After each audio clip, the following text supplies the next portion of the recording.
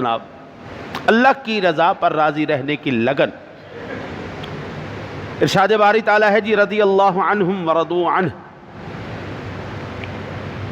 اللہ تعالیٰ ان سے راضی ہوا اور وہ اللہ سے راضی. اب یہاں پر استقامت کا حصول کیسے ہو، یہ بھی اللہ تعالیٰ کا کرم ہے کہ بندہ اس کی توفیق سے کوئی نیک کام کر لے، مگر اس کے ساتھ یہ بھی ضروری ہے کہ نیک عمل پر استقامت نصیب ہو، تاکہ اچھے کام کے بعد نافرمانی میں مبتلا ہو کر اسے اچھے عمل کی برکتوں سے محروم نہ ہو جائے. ابراہیم علیہ نبینا علیہ الصلوۃ والسلام کی ذات گرامی نے ارشاد فرمایا ربنا وجعلنا مسلمین لک، اے ہمارے رب ہمیں اپنی بارگاہ میں گردن جھکانے والا فرما بردار رکھنا. ابراہیم علیہ السلام کی ذات گرامی کتنے اونچے مقام کے مالک ہے. اب یہاں پر میں اگر اشارتاً عرض کروں تو ابراہیم علیہ السلام نے سب سے پہلا بڑا کام جس پر بڑے بڑے لوگوں کے کلیجوں پہ ہاتھ پڑ جاتا ہے وہ کیا تھا؟ اپنے دیس کو چھوڑ دینا.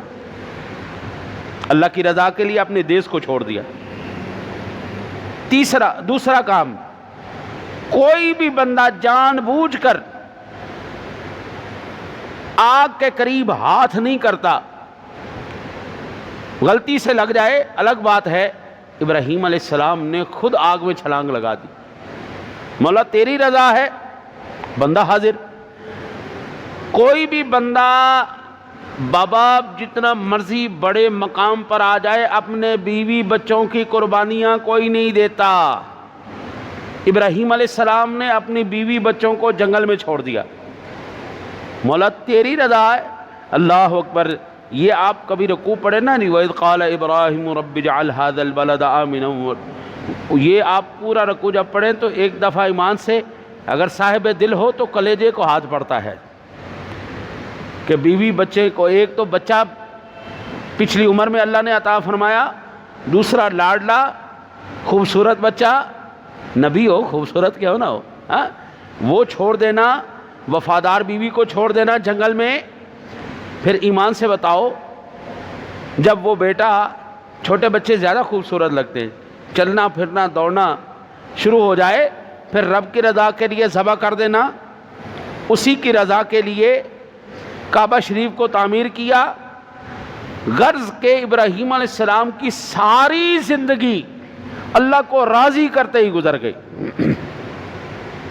انبیاء تو معصوم ہیں.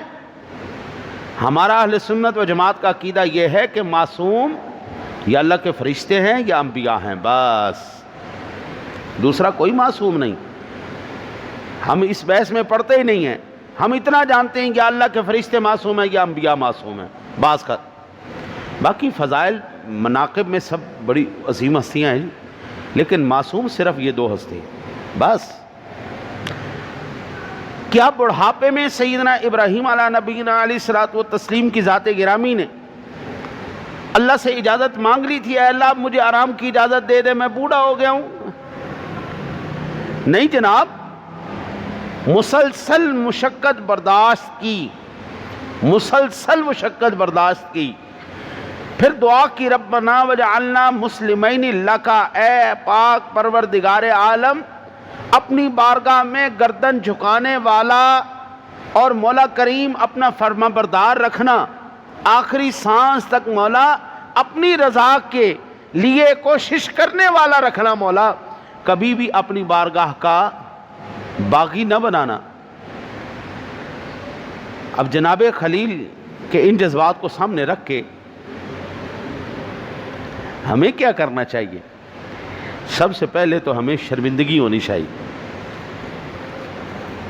رمضان شریف نے جانا ہے، اللہ کی شان ہے یار. فجر میں اپنا نماز پڑھتے پڑھاتے ہیں نماز آ جاتا ہے، مسجد بھری ہوتی ہے، سبحان اللہ. لیکن ابھی بھی جو ہے نا جی، خدا کی پناہ ہے یار، موت برحق ہے، اس میں کوئی شک نہیں. اذا جاء اجلہم لا یستأخرون ساعۃ ولا یستقدمون، ایک لمحہ بھی آگے پیچھے کوئی نہیں ہونی. آپ ڈر کے گھروں میں گھس جائیں؟ یا پھر ہم نے زندگی میں آج تک یہی دیکھا تھا، جب بھی بیماری، پریشانی، دکھ، تکلیف آئی، دنیا دو کام کرتی تھی، ایک صدقہ خیرات کرتی تھی، دوسرا اللہ کی بارگاہ میں استغفار کرتی تھی۔ سن 2019 سے لے کے 21 آ گیا یار، بیماریاں، بلائیں، مصیبتیں، آزمائشیں، تکلیفیں ہمارا جان ہی نہیں چھوڑ رہی۔ اس کا مطلب یہ ہوا کہ قوم نے اجتماعی استغفار کرنا چھوڑ دیا ہے۔ موت کس طرح تانڈو کر رہی ہے، یہ انڈیا ہے نا جی۔ اللہ اس ملک پاکستان کی حفاظت فرمائے، انشاءاللہ قیامت کی دیواروں تک یہ ملک سلامت رہے گا، کیونکہ یہ وہ ملک ہے جہاں سے میرے عرب کو ٹھنڈی ہوا آ رہی ہے، یہ سلامت رہے گا انشاءاللہ۔ اللہ تعالیٰ کی ذات محتاج نہیں ہے ہماری، بندے اللہ وحدہ لا شریک چاہتا یہ ہے بندہ عاجزی کرے، گڑ گڑائے، روئے میرے آگے، اپنی جو یہ کم سورسز ہیں ان کا اعتراف کرے، پھر میں اس پر کرم کی بارشیں کروں۔ کبھی بھی اللہ وحدہ لا شریک نے بغیر دینے پہ وہ قادر ہے، لیکن بن مانگے نہیں دیتا، وہ مانگنے پہ دیتا ہے۔ ماں سے بھی جب تک بچہ سچے جذبے سے نہ مانگے، ماں بھی کوئی نہیں دیتی۔ یہ بیماری سے چھٹکارا چاہیے تو خدا را اجتماعی استغفار کی طرف آئیے۔ یار نمازوں میں ہم نے اپنی ہوش میں دیکھا ہے یہ منظر، مسجد میں جگہ نہیں ہوتی تھی نماز پڑھنے، خاص کر رمضان شریف میں۔ بیت اللہ شریف میں تو سوال ہی پیدا نہیں ہوتا نا کہ کوئی جگہ کا ایک قدم کی بھی جگہ ہوتی۔ میرے آقا کریم علیہ الصلوۃ والسلام کے روضہ انور میں ہاں جی عام مسجدوں تک کا یہ عالم تھا کہ مسجدیں سیل ہو جاتی تھی، جگہ خاص کر رمضان شریف کا دن جب آتا روزوں میں تو اللہ اکبر منظر ہی عجیب ہوتے تھے۔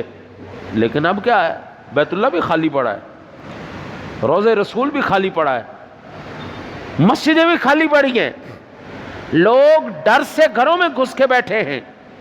یار تدبیر کرنا آپ کا کام ہے، کرم کرنا میرے رب کا کام ہے۔ آپ تدبیر کریں، آپ احتیاط کریں، اس کا مطلب نہیں کہ عبادت ہی چھوڑ دیں۔ دو چیزیں اللہ نے کسی بھی حالت میں معاف نہیں کی۔ قرآن پاک میں نے درس کے دوران عرض کیا تھا، میدان جنگ بھی ہو تو نماز معاف کوئی نہیں، میدان جنگ بھی ہو نماز جب بھی معاف کوئی نہیں۔ کھڑے نہیں ہو سکتے بیٹھ جاؤ، بیٹھ نہیں سکتے ٹیک لگا جاؤ، ٹیک نہیں لگا سکتے لیٹ کے پڑھو، معافی کوئی نہیں۔ دوسرا، میرے آقا کریم علیہ الصلوۃ والتسلیم کی ذات گرامی کی ناموس پر کوئی معافی نہیں۔ ہر لمحے، ہر سیکنڈ، ہر جگہ، ہر مقام پر اللہ وحدہ لا شریک نے یہ لازمی قرار دے دیا ہے۔ یہاں پر اللہ وحدہ لا شریک نے اپنے پیارے خلیل کے ذریعے دعا کا طریقہ بتایا کہ اللہ سے توفیق مانگ، کوشش کر، استغفار کر، معافی مانگ۔ جہنم سے آزادی کا یہ عشرہ ہے، آخری عشرہ ہے، جمعۃ الوداع ہے، اس موقع پر تو اللہ سے معافی مانگ لے۔ یہاں پر خدا کی قسم ہے، تکلیف آنا، بھیجنا، دینا، یہ میرے رب کا، یہ اس کی قدرت ہے، یہ اس کے فیصلے ہیں۔ اللہ وحدہ لا شریک سے بندہ مانگے گا، اللہ فیصلے بدل دے گا۔ بھئی فیصلہ اس نہیں کرنا ہے نا جی، میں نے اور آپ نے نہیں کرنا، ورنہ آپ دیکھ رہے ہیں آپ سے چند کلومیٹر دور کا فاصلہ ہے، 50، 60، 70 ہو جائے گا۔ یہ واگا بارڈر ہے اور اس کے پرلی سائڈ پہ اس وقت موت کا ننگا ناچ ہو رہا ہے۔ قبرستانوں میں جگہ کوئی نہیں، شمشان گھاٹوں میں جگہ کوئی نہیں، ساڑ کے لکڑیاں ختم ہو گئی، سانس لینے کے لیے ہوا کوئی نہیں۔ جو وہاں پہ منظر ہے نا جی، ادھر آتے دیر کوئی نہیں لگنی، لیکن صرف ایک بات، اپنے رب کو راضی کر لو، خدا کی قسم اللہ تمہاری یہ ساری مصیبتوں سے جان چھوڑوائے۔ یہ ہو سکتا ہے، تاریخ نے ہمیں بتایا ہے، طوفان نوح کے اندر بھی اپنے قدرت کے کرشمے وہ دکھاتا ہے۔ وہ طوفان نوح